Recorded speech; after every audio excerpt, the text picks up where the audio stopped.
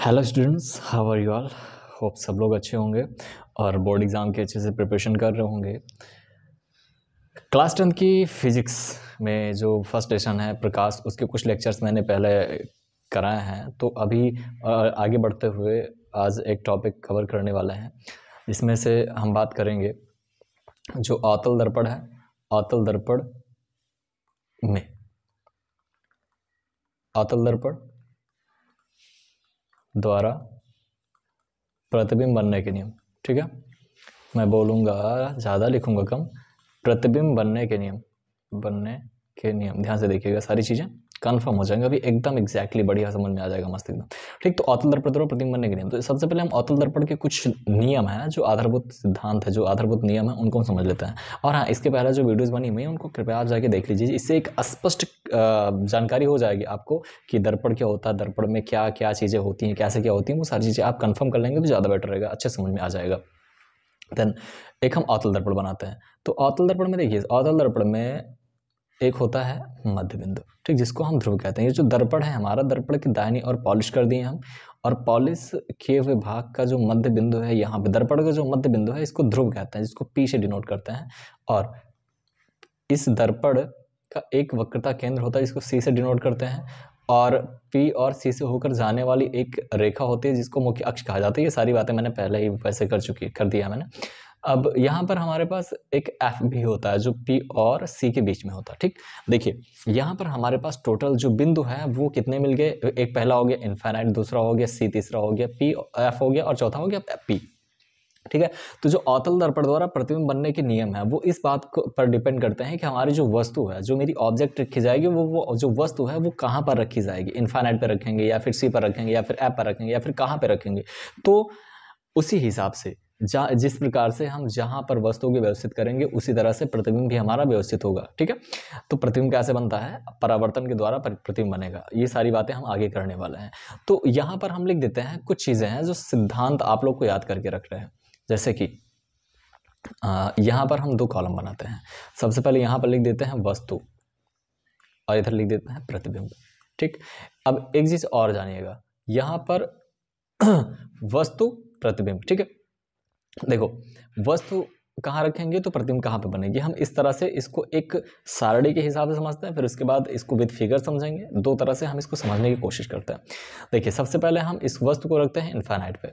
हमारे पास इनफाइनाइट के बाद कोई बिंदु तो है ही नहीं है, तो वस्तु को पहले रखेंगे इनफाइनाइट पर। जब वस्तु को इनफाइनाइट पर रखेंगे तो जो हमारा प्रतिबिंब बनेगा वो F पर बनेगा। केवल तुमको दो चीज़ें याद करके रखनी है कि वस्तु को जब इनफाइनाइट पर रखेंगे तो जो हमारा प्रतिबिंब है वो F पर बनेगा। अब वस्तु को जैसे जैसे हम इधर लेके जाएंगे, वैसे वैसे जो हमारा प्रतिबिंब है वो इधर आएगा। ठीक, ध्यान रखना, वस्तु इधर जाएगी, प्रतिबिंब इधर आएगी। जितना इधर जाएगी वस्तु, प्रतिबिंब उतना इधर आएगा। जैसे कि इनफाइनाइट पर वस्तु है तो अभी प्रतिबिंब कहाँ है, F पर है। अब इनफाइनाइट और C, यहाँ C है, ठीक है, इनफाइनाइट और C के बीच में हम वस्तु को रखेंगे तो हमारा जो प्रतिबिंब है कहाँ आ जाएगा, F और C के बीच में। ठीक, मैंने बताया ना, वस्तु इधर जाएगी, प्रतिबिंब इधर आएगा। जितना वस्तु इधर जाएगी, प्रतिबिंब उतना इधर आएगा। ये आधी दूरी जा रही है, ये भी आधी दूरी इधर आ रही है। अब कहाँ रखेंगे, C और इनफाइनाइट और C के बीच में रख रहे हैं, तो प्रतिबिंब कहाँ बन रहा है, F और C के बीच में बनेगा। एकदम बढ़िया समझिएगा, पूरे बातें क्लियर हो जाएंगी। अब वस्तु को कहाँ रखेंगे, C पर, तो हमारा प्रतिबिंब कहाँ बना था, F और C के बीच में, तो अब प्रतिबिंब भी हमारा C पर आ जाएगा। ठीक, जितना इधर वस्तु जाएगी प्रतिबिंब इतना इधर आएगा। ऑब्जेक्ट अब कहाँ रखेंगे, C और F के बीच में। C और F के बीच में ऑब्जेक्ट रखेंगे तो जो हमारा प्रतिबिंब है कहाँ आ जाएगा, C और इनफाइनाइट के बीच में। ठीक, C और इनफाइनाइट के बीच में। अब वस्तु को कहाँ रखेंगे, F पर रखेंगे। C और F पर तो हो ही गया। अब F पर जब वस्तु को रखेंगे तो प्रतिबिंब जो हमारा बनेगा इनफाइनाइट पे बनेगा। ठीक, अब जो लास्ट सिचुएशन होती है ऑब्जेक्ट की, वो F और P के बीच में होती है। जब F और P के बीच में ऑब्जेक्ट को रखते हैं तो हमारा जो प्रतिबिंब होता है वो दर्पण की दूसरी तरफ जाके बन जाता है, मतलब इस तरफ जाके बन जाता है। ये सारी बातें हम फिगर के जरिए भी समझेंगे। ठीक, ये तो हो गया एक शॉर्ट वे समझने का।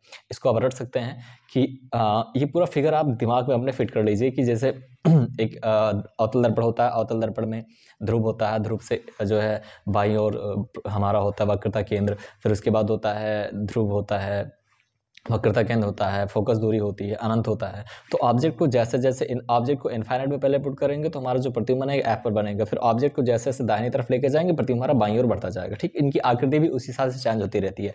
जैसे कि ऑब्जेक्ट को हम पहले जब इनफाइनाइट पर रखे थे तो जो प्रतिबिंब बनेगा वो वस्तु से काफी छोटा बनेगा। ठीक, इसको अभी विद फिगर समझेंगे तो और अच्छे समझ में आ जाएगा। फिलहाल ये चीज आप याद रखिएगा, ये हेल्प करता है कि अगर कभी कभी जैसे 1 नंबर में या 2 नंबर में क्वेश्चंस पूछ लिए जाते हैं कि क्या होगा अगर वस्तु को यहाँ रखा जाए उत्तल दर्पण में, तो वहां पर हम बिना इसको सॉल्व किए या फिर विदाउट फिगर बनाया हम इसको लिख सकते हैं कि हाँ वस्तु अगर यहाँ है तो प्रतिबिंब हमारी यहाँ बनेगी। ठीक है, ओके।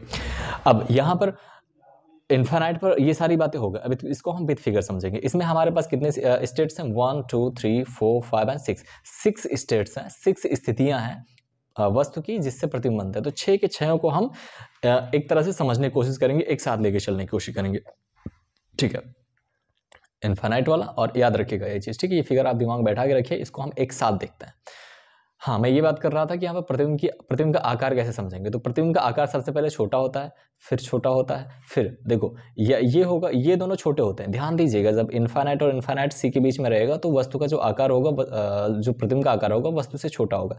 यहाँ पे छोटा, अब बहुत छोटा, कितना छोटा ये बात अलग है, लेकिन छोटा होता है, इतना जानिए छोटा। अब जब सी पर आएगा ना तो बराबर हो जाता है, फिर इसके बाद आकार बढ़ जाता है, बढ़ता है। ठीक, बढ़ता है, ये आकार है प्रतिबिंब का आकार है। ठीक, यहाँ पर प्रतिबिंब का आकार पहले सी से पहले जब बात करेंगे, सी के अगर पहले प्रतिबिंब जो बनेगा, मतलब सी के मतलब जब सी पर वस्तु रखेंगे ना तो उसके पहले जो वस्तु की स्थिति होगी उस स्थिति में जो प्रतिबिंब का आकार होगा वो छोटा होगा। ठीक, जब सी पर आएगा तो बराबर हो जाता है, फिर सी के जब बाद में प्रतिबिंब बनते हैं तो वो आकार में बड़े होते हैं प्रतिबिंब। ठीक, ये बात आप कंफर्म करके रखिएगा। ठीक, अब ये 6 के 6 को हम एक फिगर के जरिए समझते हैं। तब तक के लिए हम जो है अदृश्य हो जाते हैं थोड़ा। ठीक है, अब यहाँ पर हम बात करते हैं, ये जो 6 हैं, 6 फिगर को समझते हैं।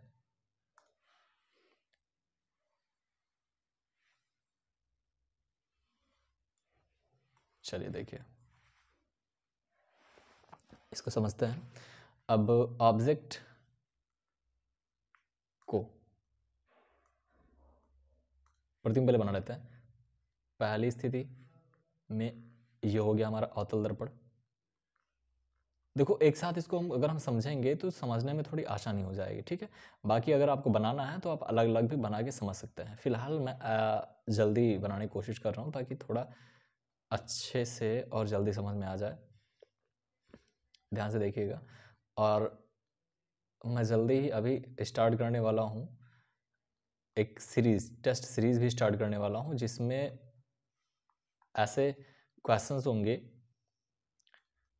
जो बोर्ड एग्ज़ाम के पर्पज़ से इम्पॉर्टेंट होंगे। तो अगर वो टेस्ट सीरीज़ आप ज्वाइन करते हैं तो श्योर है कि आप का काफ़ी ज़्यादा हेल्प हो जाएगा बोर्ड एग्ज़ाम के लिए। और मैं ये भी कोशिश करूँगा कि पूरी विद्या क्वेश्चन बैंक भी सॉल्व कराऊँ और अवतार भी पूरी सॉल्व कराऊँ। उस पर भी वीडियोज़ बनेंगी, प्लेलिस्ट बनेगी। तो आप हमारे चैनल से जुड़े रहिए अच्छे से, और सब्सक्राइब कीजिए, लोगों के पास, दोस्तों के पास जिनको भी ज़रूरत है उनको शेयर कीजिए, और चैनल वीडियोज़ को लाइक कीजिए। चलिए, ये हो गए हमारे 5 स्टेट्स। चलिए इसको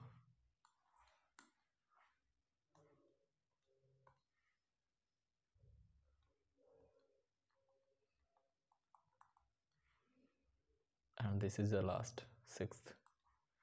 ठीक, इसको हम यहाँ पे बना लेते हैं। चलिए, अब आपको पीछे जो मैंने बताया वही चीज़ कंठस्थ करके याद रखनी, मतलब याद रख करके रखना है। देखो सबसे पहले ऑब्जेक्ट पहले हम यहाँ पर सबके साथ ड्रा कर देते हैं। यहाँ पे हमारा P है, this is C and this is F, this is infinite. अब देखिए आगे, यहाँ पर भी P है, C है। आई थिंक अगर ऐसे आप बनाएंगे ना, अगर इसको समझ लेंगे तो ये एकदम कंफर्म हो जाएगा, एकदम याद हो जाएगा, रट जाएगा। ठीक, वही चीज़ यहाँ पर भी, this is P, this is C, this is infinite and here is F।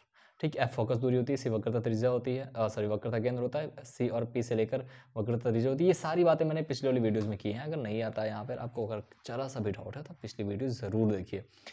यहाँ पर भी हम वही कर देते हैं, this is P, here is C and here will be F and here it will be infinite, ठीक। अब यहाँ पर भी ये होगा P, this is C, this is infinite, this is F, this is P, this is C, this is F and this is infinite। Okay देखिए ये सारी, ये एक चीज़ तो समझ में आ गई, ये सारी चीज़ें सब में सेम है, ठीक। First second third fourth and fifth and six सब में ये चीज़ें सेम है कि जो हमारी मेजर्स जो मेन चीज़ें हैं जैसे कि एफ पी सी इन्फिनिटी, ये सारी चीज़ें सेम होती हैं, ठीक सब में। तो आगे देखते हैं। अब सबसे पहले याद कीजिए हमने ऑब्जेक्ट को कहाँ रखा था, सबसे पहले हमने ऑब्जेक्ट को रखा है अनंत पर। अब अनंत का मतलब क्या होता है, इनफाइनाइट का मतलब होता है अपरिभाषित, मतलब ऐसी चीजें जिसका हमें पता ही नहीं है कुछ कि वो वस्तु कहाँ रखी गई है या फिर कैसे रखी गई है, जिसके बारे में नहीं पता है, ठीक। लेकिन ये पता है कि रखी है वस्तु और दूरी नहीं पता है। तो जब दूरी नहीं पता होगी तो ये चीज याद रखिएगा, जब दूरी नहीं पता है तो जो ऑब्जेक्ट से आने वाली किरणें होंगी एक तो सी से होके जाएगी, क्योंकि हमें बनाना है प्रतिबिंब, ठीक। और प्रतिबिंब तभी बनता है जब दो किरणें एक एफ से जाती है और सी से होकर जाती हैं, तो परावर्तित होकर एक दूसरे को जहां पर कट करेंगी वहीं पर हमारा बन जाता है, वहीं पर बन जाता है हमारा प्रतिबिंब, ठीक। देखिए ये किरण आरेख है, ये कुछ नियमों के हिसाब से चलते हैं, जो इन नियमों की बात मैंने पहले कर दी है, फिलहाल मैं यहाँ पे बता देता हूँ कि अगर कोई भी प्रकाश किरण फोकस से होकर आएगी, फोकस से होकर जाती है तो परावर्तन के पश्चात मुख्य अक्ष के समांतर हो जाती है, ठीक है। देखिए मुख्य अक्ष है, इसके समांतर हो गए प्रकाश किरण। अगर कोई भी प्रकाश किरण सी से होकर जाती है तो वो जिस मार्ग से जाएगी उसी मार्ग से वापस आ जाती है, ठीक। ये दो नियम हो गए। अब सी से आने वाली प्रकाश किरण, एफ से आने वाली प्रकाश किरण एक दूसरे को जहां पर कट करेंगे, यहाँ पे कट कर रहे हैं, यहाँ पे, ठीक, यहाँ पे कट कर रहे हैं, तो यहाँ पर एक आकृति बनेगी जिसको हम क्या कहेंगे, आई कहेंगे। देखिए इसको हम क्या कह देंगे, आई कह देंगे, ध्यान से समझिएगा। अब ऑब्जेक्ट कहाँ पे रखा है, कहीं पर भी मान लो रखा होगा, ठीक है, इनफाइनाइट पर रखा है, वो हमको परिभाषित नहीं है, ठीक। ये बन गया हमारा प्रतिबिंब। अब देखिए अब यहां पर जो ऑब्जेक्ट है वो बहुत बड़ा है, जो ऑब्जेक्ट है बहुत बड़ा है, उसके तुलना में जो हमारा प्रतिबिंब है वो काफी छोटा है, ठीक। और प्रतिबिंब बन कहाँ रहा है, जब वस्तु अनंत पे थी तो प्रतिबिंब बना कहाँ, एफ पर, ठीक। आगे देखते हैं। अब ऑब्जेक्ट को हम रखते हैं इनफाइनाइट और सी के बीच में। अब सर देखिए यहाँ पर हमको ऑब्जेक्ट पता है कि कहाँ पर रखा है, इनफाइनाइट और सी के बीच में रखा है, ये बात तो कंफर्म है ना। कि अब जब हमको ऑब्जेक्ट पता है कि कहाँ रखा है तब हम ऑब्जेक्ट को दिखाएंगे। यहाँ पर ऑब्जेक्ट नहीं पता था कि कहाँ पे रखा है, अनंत पे रखा है। अनंत का मतलब क्या होता है भाई, अनंत का मतलब हमको पता ही नहीं है, ठीक। अनंत का मतलब अपरिभाषित, मतलब जिसकी दूरी ही नहीं पता है, तो यहाँ पर ऑब्जेक्ट को नहीं दिखा सकते। यहाँ पर ऑब्जेक्ट को हम दिखाएंगे क्योंकि यहाँ बता रहा है कि अनंत पे नहीं है, अनंत और सी के बीच में है, ठीक। अब जब अनंत और सी के बीच में ऑब्जेक्ट है तो एक प्रकाश किरण को हम भेजेंगे समांतर, और जो प्रकाश किरण समांतर जाती है मुख्य अक्ष के वो परावर्तित होकर एफ से होकर जाती है। देखिए यहाँ पर मैं शॉर्ट वे में बताने की कोशिश कर रहा हूँ, अगर नहीं समझ में आ रहा है थोड़ा सा अभी, अगर डाउट है कि ये समांतर कैसे जा रही है, एफ से क्यों जा रही है, तो इस पर मैंने प्रीवियस लेक्चर्स में मैंने सारी चीज़ें बता दी हैं, उसको देखिए पूरी बात समझ में आ जाएगी। देखिए अब यहाँ पर जो समांतर जाने प्रकाश किरण थी परावर्तित होकर एफ से होकर जाएगी, ठीक। दूसरी प्रकाश किरण को हम भेजेंगे सी से। अब सी से होकर जाने वाली प्रकाश किरण में विचलन नहीं होता, मतलब जिस मार्ग से जाएगी उसी मार्ग से वापस आ जाएगी। लेकिन हमको पता है कि जब समांतर जाने वाली प्रकाश किरण मतलब फोकस से होकर जाने वाली प्रकाश किरण और वक्रता केंद्र, ये वक्रता केंद्र है सी, ठीक। यहाँ से होकर जाने वाली प्रकाश किरण एक दूसरे को जहां पर काटते हैं वहां पर प्रतिबिंब बन जाता है। प्रतिबिंब कहाँ बन गया, ये प्रतिबिंब बना, ठीक। This is image. अब देखिए ऑब्जेक्ट हमारा ओ डैश ऑब्जेक्ट है, ठीक। अब यहाँ पर देखिए मैंने प्रतिबिंब के भी दो प्रकार बताए थे, वास्तविक और आभासी। वास्तविक प्रतिबिंब और आभासी प्रतिबिंब मैंने बताए थे पिछले लेक्चर में। तो वास्तविक प्रतिबिंब क्या होता है, वास्तविक प्रतिबिंब ऐसे प्रतिबिंब होते हैं जब प्रकाश किरणें वास्तव में काटती हैं, और आभासी प्रतिबिंब ऐसे प्रतिबिंब होते हैं जब प्रकाश किरणें आभास होती हैं काटती हुई। तो यहाँ पे जितनी भी प्रकाश किरणें आ रही हैं वो वास्तव में एक दूसरे को काट रही हैं, मतलब ये है कि यहाँ पर जो प्रतिबिंब बनेगा वो बनेगा वास्तविक। देखिए प्रतिबिंब बनेगा वो यहाँ पे वास्तविक प्रतिबिंब है, ठीक। और एक बात समझ में आ रही होगी कि जो ऑब्जेक्ट है वो ऊपर को रखा है, जो इमेज बनी है वो नीचे बनी है, मतलब जब भी इमेज नीचे बनेगी तो वो उल्टी बनेगी, राइट, उल्टी है। और ऑब्जेक्ट इतना बड़ा है, इमेज इतनी छोटी है, तो वस्तु से छोटी इमेज है, ठीक। बन कहाँ रही है? बन रही है सी और एफ के बीच में। ये बात मैंने पहले ही बताई, यहाँ भी आप चाहें तो लिख सकते हैं सी और एफ के बीच में प्रतिबिंब बन रहा है, ठीक। अब अगर यही चीज़ हम यहाँ पर समझें तो वस्तु से प्रतिबिंब कैसा है? भले ही जो वस्तु हमारी है वो जो है प्रतिबिंब, ठीक है, वस्तु जो है वो अनंत पे रखी है, वो बात ठीक है, बट जो इमेज बन रही है वो बन रही है वास्तविक, ठीक। दिस इज रियल इमेज, वास्तविक इमेज बन रही है, ठीक। वास्तविक प्रतिबिंब बन रहा है। कहाँ बन रहा है? फोकस पर बन रहा है। कैसा बन रहा है? उल्टा बन रहा है। कैसा है? वस्तु से छोटा है, ठीक, छोटा छोटा है। बस ये बातें हो गई। अब अगर यहाँ पर आते हैं तो हमारे पास जब इसके बाद वाली जो स्टेज होगी वो होगी, वस्तु को कहाँ रखेंगे? हम सी पर रखेंगे, ठीक। अब वस्तु को जब सी पर रखेंगे, देखिए ध्यान से देखिएगा, यहाँ पर आपको थोड़ी सी कन्फ्यूजन होगी, बिकॉज जो वस्तु है, वस्तु को रखा गया सी पर। अब हमको पता है कि जो एक प्रकाश किरण है वो समांतर जाती है, दूसरी वाली जाती है सी से। अब हमने जब सी पर ही वस्तु को रख दिया है तो प्रतिबिंब भाई जो फोकस जो किरण है वो जाएगी कहाँ से? एक तो समांतर भेज देता है, चलो ठीक है, समांतर चली गई है, इसमें कोई दिक्कत नहीं है, सी से होकर चली जाएगी, ठीक, मतलब एफ से होकर चली जाएगी। ये समांतर जाने वाली प्रकाश किरण फोकस से होकर चली गई, ठीक है, ये बात कंफर्म हो गई। बट जो सेकंड है उसको हम कहाँ से भेजेंगे कि चीज सी से होकर जाए? तो यहाँ पर हम क्या करेंगे? एफ को ही सी मान लेते हैं, ठीक। जो एफ है इसी को हम सी मान लेते हैं, और फिर जो प्रकाश किरण समांतर गई थी वो फोकस से होकर जा रही है, और जो प्रकाश किरण फोकस से जा रही है इसको इसी एफ को हम सी मान लेते हैं। लेकिन सी मानने से तो ये सी हो नहीं जाएगा। जैसे कि सी से प्रकाश किरण जब जाती थी तो उसमें विचलन नहीं होता था, जिधर से जाती थी वैसे ही वापस चली जाती थी। लेकिन जब फोकस से, भले ही उस एफ को मैंने सी माना है, बट इसका गुण वही रहेगा, जब फोकस से प्रकाश किरण जाएगी तो ये समांतर हो जाएगी, ठीक। प्रकाश किरण जो मुख्य अक्ष समांतर हो जाएगी। अब जब फोकस से जाने वाली प्रकाश किरण और सी से जाने वाली प्रकाश किरण, हालांकि यहाँ पर एफ और सी दोनों सेम एक ही बिंदु पर है, ठीक, लेकिन दोनों किरणें अलग अलग जा रही हैं। तो जब एक दूसरे को जहां पे कट करती है वहां पे बन जाता है फोकस, सॉरी वहां पे बन जाता है प्रतिबिंब। अब ये था हमारा O dash, this was object and this is image. और यहाँ पर मैं एक बात और बता दूं कि यहाँ पर जो ओ डैश इसको हम आई डैश कहेंगे, बट आई डैश हमारा कहाँ होगा? आई डैश विल बी नीचे और आई होगा ऊपर। क्यों? क्योंकि इमेज उल्टा बन रहा है। देखो डैश यहाँ ऊपर है, डैश यहाँ नीचे है, इसका मतलब ये है कि इमेज उल्टा बन रहा है। यहाँ पर भी हम आई डैश नीचे करेंगे और आई कर देंगे ऊपर, ठीक। देखो ये ऑब्जेक्ट यहाँ से लेकर यहाँ तक ऑब्जेक्ट है, यहाँ से लेकर यहाँ तक इमेज है। अब यहाँ पर जो ऑब्जेक्ट की लंबाई वो इमेज की लंबाई की बिल्कुल इक्वल है, ठीक। और जो देखो इसके हम गुणों की बात कर देते हैं, प्रतिबिंब की बात करते हैं अगर, तो प्रतिबिंब में वास्तविक है, इसमें तो कोई दो राय नहीं है, बिकॉज यहाँ पे जो किरणें हैं वो आके वास्तव में काट रही हैं, ठीक। This is real image. और कैसा है? उल्टा इमेज बन रहा है। और कैसा है? वस्तु के बराबर यहाँ पे बन रहा है। यही एक ऐसी स्थिति होती है कि जहाँ पर वस्तु का इमेज प्रतिबिंब के इमेज के बराबर हो जाता है, मतलब प्रतिबिंब का इमेज वस्तु के इमेज के प्रतिबिंब की जो लंबाई है वो वस्तु की जो प्रतिबिंब की लंबाई है वो वस्तु की लंबाई के बराबर हो जाती है, ठीक। अब देखिए इतनी सी बात हो गई। और इससे पहले जब मैंने वो सारणी बनाए थे उसमें भी मैंने बताया था कि सबसे पहले छोटे छोटे इमेज बनते हैं, फिर उसके बाद बराबर बनता है, फिर अब इन तीनों में बड़े इमेज बनेंगे, ठीक। अब देखिए, अब ऑब्जेक्ट की स्टेज जो है उसको हम याद रखना है, कहाँ पे रखा गया था? ये सी पर हो गया। सी पर रखने के बाद ऑब्जेक्ट को कहाँ रखेंगे? एफ पर रखेंगे, ठीक। सॉरी, एफ और सी के बीच में रखेंगे। अभी भी हमको ऑब्जेक्ट पता है कहाँ रखना है, एफ और सी के बीच में, तो ऑब्जेक्ट को हम रख देते हैं O dash, this is O dash. अब एक प्रकाश किरण जाएगी समांतर जाने वाली प्रकाश किरण फोकस से होकर जाएगी, इसमें कोई दो राय नहीं है, बिल्कुल चली जाएगी, ठीक। और हमने अभी भी यही मानना है हमको कि जो एफ है दिस इज हमारा सी, ये सी की तरह कार्य करेगा, ठीक। ये बात आपको भूलनी नहीं है। ये बात, इसमें कुछ चीजें हैं जो आपको बिल्कुल कंठस्थ करके रखनी है, दिमाग में बैठा के रखनी है। अभी हमने एक प्रकाश किरण समांतर भेजा, ये नियम के अनुसार था। अब जो दूसरी प्रकाश किरण है वो एफ से भेजा जाएगा, बिकॉज हमने एफ को ही सी माना है, ठीक। अब देखिए फिलहाल ये जो रेज है ये थोड़ी टेढ़ी हो गई है, मैं इसको जो है क्या करता हूँ, मिटा देता हूँ थोड़ा, ठीक। आप लोग पटरी से बनाएंगे तो अस्पष्ट बनेगी, बिल्कुल सही बनेगी। चलो ठीक है, ओके, ठीक ठीक है, ये आगे बन गया। अब यहाँ पर हमारा इमेज है, this is image and this is object, but this is real image. क्यों? ये वास्तविक इमेज क्यों है? क्योंकि भाई वास्तविक इमेज इसलिए, वास्तविक प्रतिबिंब इसलिए है क्योंकि ये किरणें वास्तव में आके काट रही है। लेकिन हाँ, शर्त ये है कि ये जो इमेज है ना, ये बड़ी बन रही है। किससे?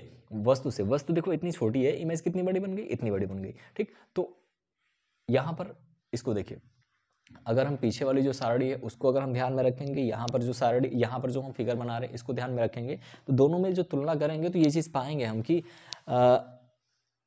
उसमें जो चीज़ बताई गई थी वहाँ यहाँ पे विद फिगर सही हो रही है। ठीक, अब यहाँ पर देखिए, जैसे कि मैंने पहले इनफाइनाइट पे रखा था तो एफ पर बना था, फिर जैसे जैसे हम इधर बढ़ रहे हैं, हाँ मेरा प्रतिबिंब भी दाहिनी तरफ खिसकता जा रहा है, मतलब वस्तु को इधर लेके आएंगे, प्रतिबिंब इधर बढ़ता जाएगा। ठीक, देखिए अब वस्तु को हम सी और एफ के बीच में रखे हैं तो हमारा जो प्रतिबिंब बना है वो इनफाइनाइट और सी के बीच में बनेगा। अब इसको ध्यान से, एकदम क्रमबद्ध है, इसको ध्यान से देखते चलिएगा। अब यहाँ अगर प्रतिबिंब की हम बात करें तो सारी चीज़ें आप खुद लिख सकते हैं। इसको कैसा बन रहा है, वास्तविक बनने में कोई दिक्कत नहीं, वास्तविक है। ठीक, और उल्टा ऑफ कोर्स है, छोटा तो है ही नहीं है भाई, ये बड़ा प्रतिबिंब बन रहा है। ठीक, और हाँ इसमें एक चीज़ और है कि वस्तु जो प्रतिबिंब है वो किधर बन रहा है, दर्पण।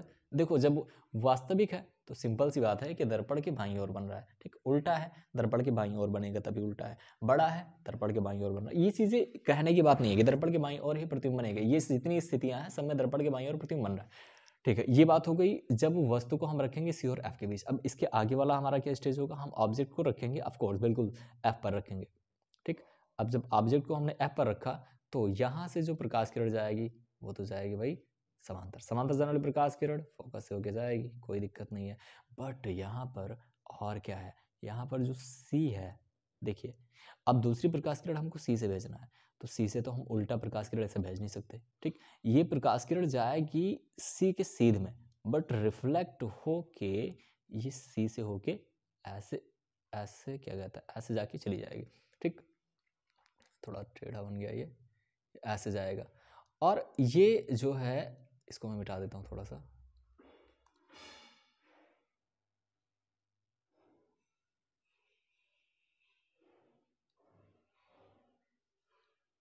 ठीक, हाँ अब यहाँ पे देखिए, अब हमको ये बताइए, ये इमेज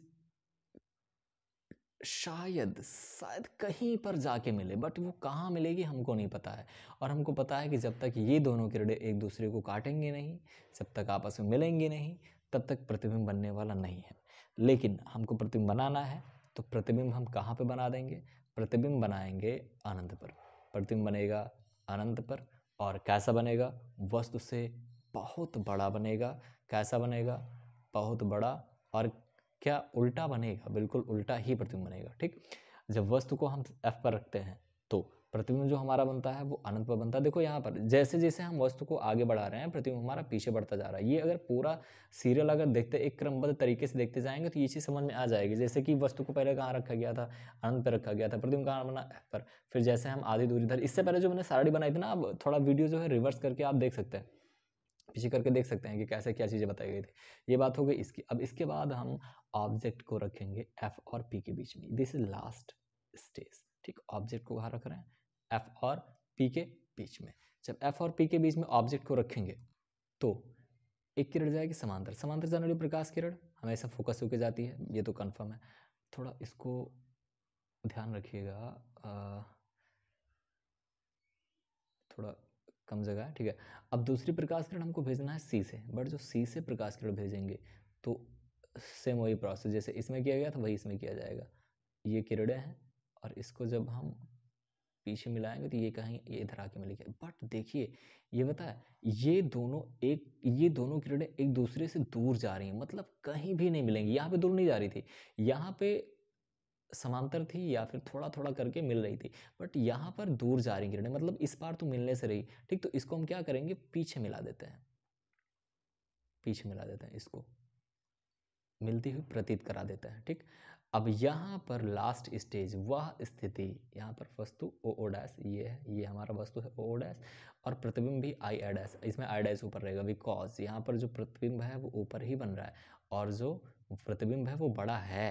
ठीक, लेकिन इसको पूरा समझिए, जब वस्तु को हम P और F के बीच में रखते हैं तो जो प्रतिबिंब होता है वो दर्पण के दूसरी तरफ बनता है, जो कि कैसा रहेगा, आभासी रहेगा। क्यों, क्योंकि यहाँ पर जो C से जाने वाली प्रकाश किरण और F से जाने वाली प्रकाश किरण है एक दूसरे को काटते हुए प्रतीत होती है, तो इसलिए आभासी प्रतिबिंब है, सीधा है, प्रतिबिंब कैसा है? प्रतिबिंब है सीधा आभासी वस्तु से बहुत बड़ा और दर्पण की दूसरी तरफ। ठीक, इतनी बात हो गई अवतल दर्पण द्वारा प्रतिबिंब बनने के नियम की। अब इसके बाद हम बात करने वाले हैं, ये बात आप लोग चाहें तो स्क्रीनशॉट ले सकते हैं या जो भी कॉपी में लिख सकते हैं। और इसके बाद हम बात करेंगे, अब बात करेंगे हम उत्तल दर्पण द्वारा प्रतिबिंब बनने के नियम की। चलिए आगे देखते हैं।